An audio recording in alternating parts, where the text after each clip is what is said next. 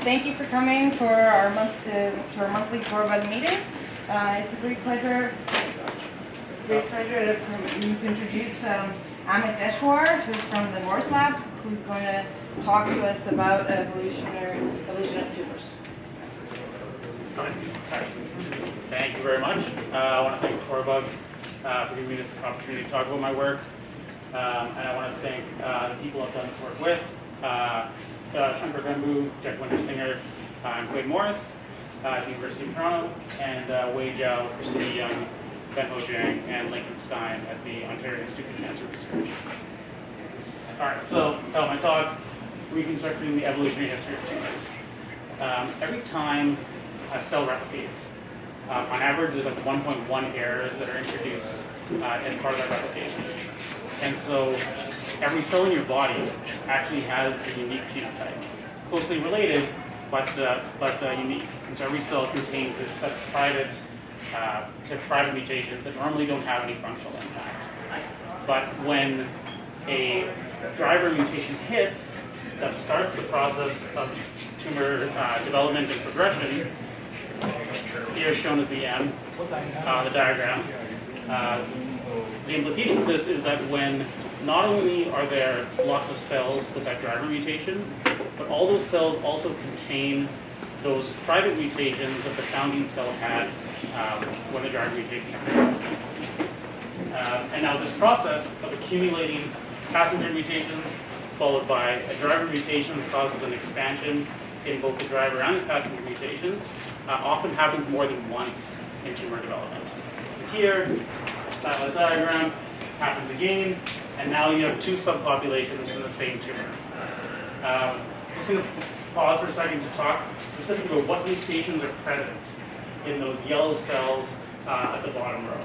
They contain not only the driver and passenger mutations of the founding yellow cell, but also the driver and passenger mutations of the founding white cell up at the top. And that will be sort of important later. And now this process doesn't happen just twice. It can happen over and over again. And then at the end, when a tumor is diagnosed or something like that, you have multiple subpopulations with distinct but related genotypes. And each of those different genotypes give those different subpopulations differing abilities to invade, metastasize, and to resist treatment. And so the problem that I'm working on, subclonal reconstruction, is given one or a small number of bulk tumor samples from the tumor down at the end, can we figure out what those different genotypes present in the sample are? So how might we do this? One of the most important pieces of information is the somatic variant allele frequency. So we can figure out what somatic mutations are present in the tumor by sequencing blood, and then you can get a germline or reference genome, and then you can look for reads that disagree with that reference genome in the tumor sample. And so here, we have reference genome up at the top. This locus is a G, but then if you look at the reads from the tumor, a bunch of the reads at that position contain an A instead. And then we can quantify that by just counting the number of reads containing that somatic mutation and dividing by the total number of reads, and we get what's called the variant allele frequency. So this is just for a single mutation, but there's lots of somatic mutations in cancer. So here on the left, different stylized views showing tumor evolution. Subpopulation A leads to subpopulation B, and in turn develops some subpopulations C and D. And just remember from the slide before, each of those diamonds that represent a set of mutations defining that subpopulation is not just one or two driver mutations, but the entire set of passenger plus driver mutations for that subpopulation. Now you take a tumor sample here, and then you sequence it, figure out the somatic mutations, compute the VAF, those different somatic mutations, and you put them on a histogram, and you get something that you see here on the right, where for each of the subpopulations you get a peak in the histogram.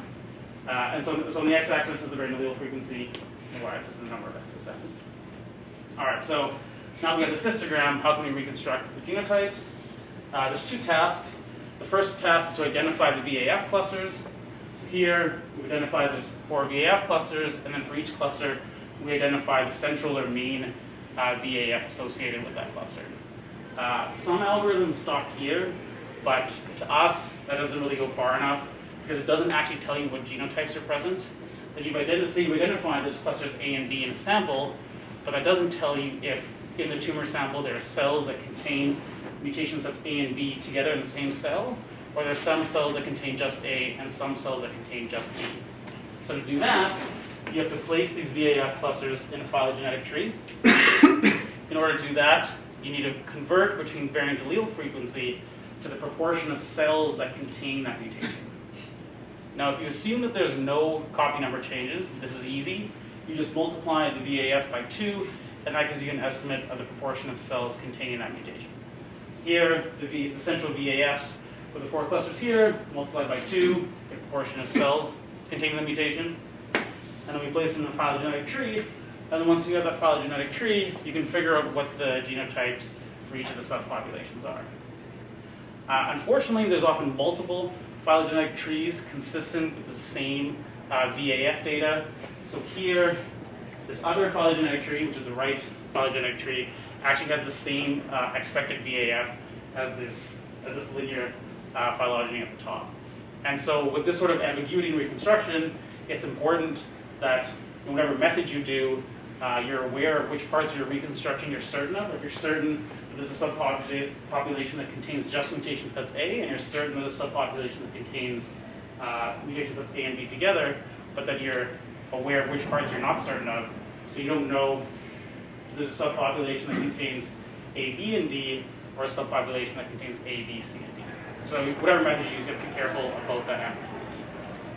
Now, this that I've just talked about is an algorithm called phylosub that we published in 2014. And it makes the assumption that I made over there, where there's no if there's no copy number changes, you can just multiply by 2. That's not really a safe assumption to make in cancer. Lots of tumors have lots of copy number changes, and that changes the relationship between variant allele frequency and the proportion of cells that contain that mutation. So here I'm showing just 5 out of the 11 possible ways that the CNVs and SSMs can interact.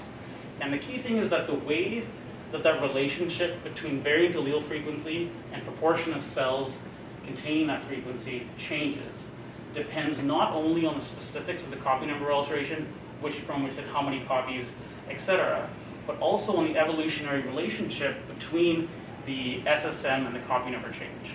So like the second and third row show 2 cases where you have the same cellular composition, same SSM, same copy number alteration, this amplification of the blue strand, but on the top case, the CNV occurred after the SSM, so the variant was amplified, while in the third row, the SSM occurred after, so there's only 1 copy of it. And so even though everything else is the same, the evolutionary relationship changed the expected variant allele frequency from 40 to 20%.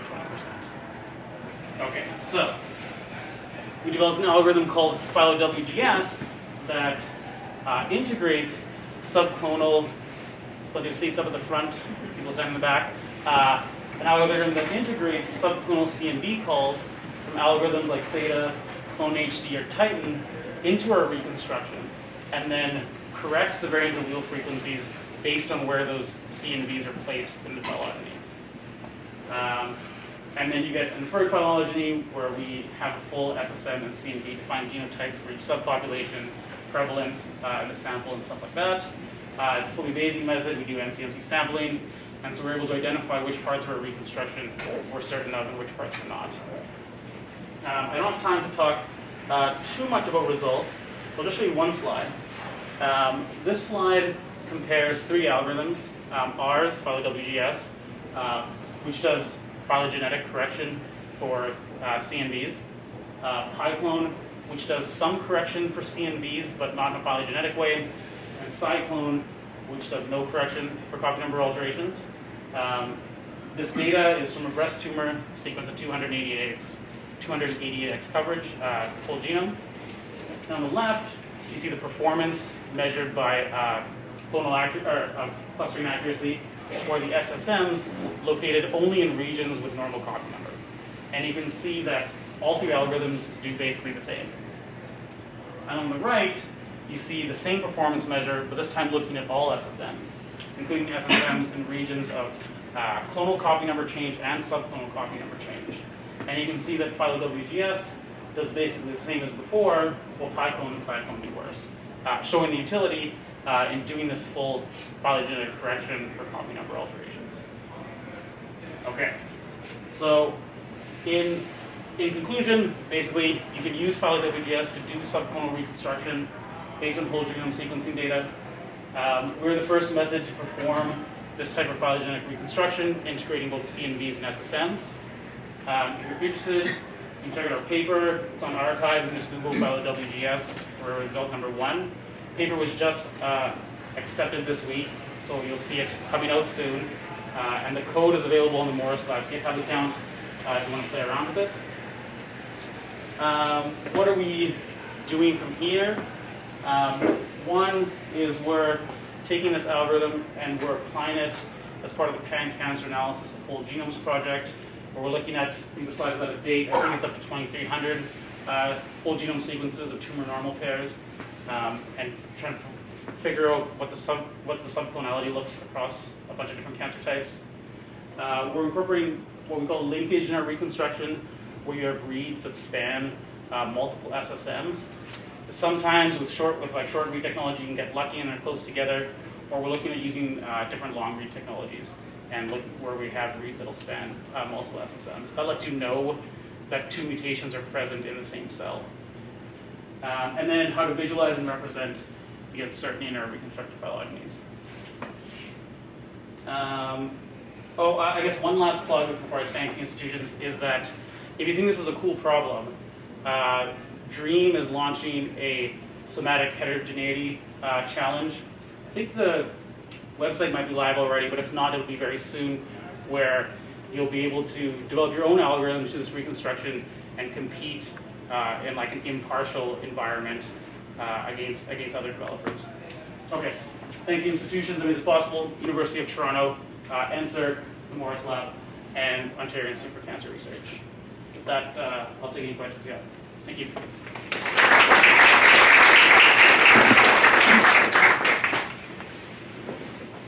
Questions? Go ahead. In your last slide where you showed the performance of each of the algorithms, Yeah. how did you perform the validation? Or what did you use? So for this paper, Life History of 21 Breast Tumors, they did a bunch of semi-manual analysis where they did different clusterings and figure out what the different clonal and subclonal CNVs were, and were able to group the somatic mutations into one of 4 subpopulations.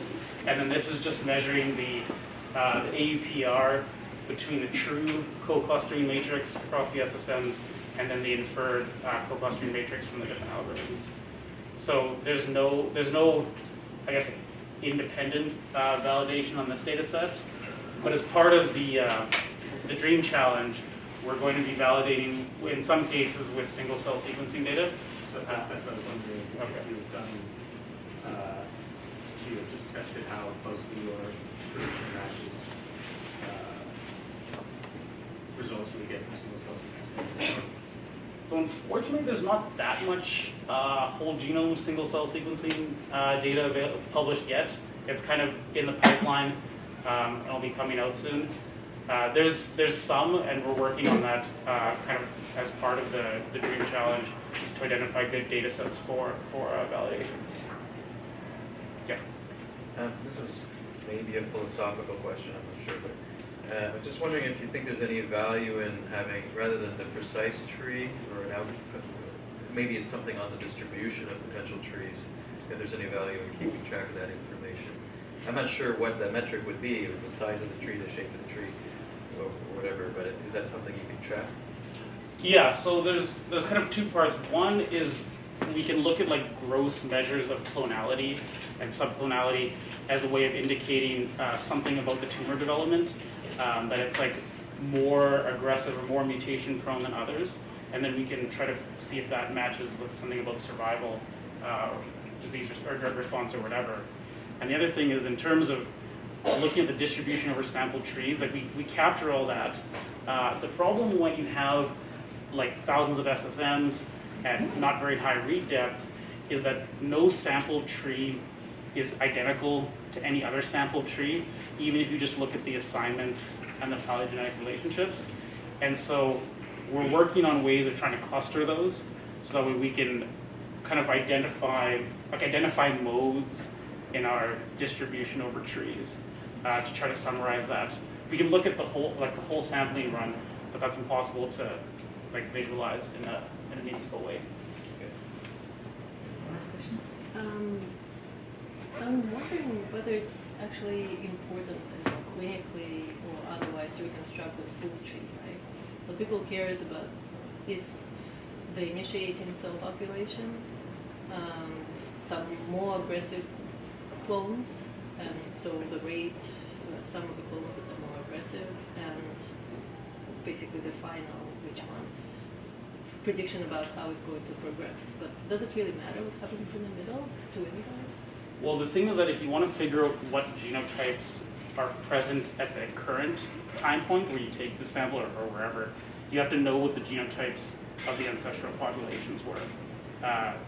Like in the far back, if you don't know what the genotype of like a middle ancestor is, you don't know what the genotype of the descendant populations are. So our goal isn't to reconstruct the history because we think the history itself is interesting, although maybe it is. But our goal is just to figure out what genotypes are actually, what distinct genotypes are present at the time of the tumor collection. And to do that, you have to do this reconstruction. We should probably move along. Thank you very much for giving this great talk, and here's your certificate of No. participation. All right, thank you.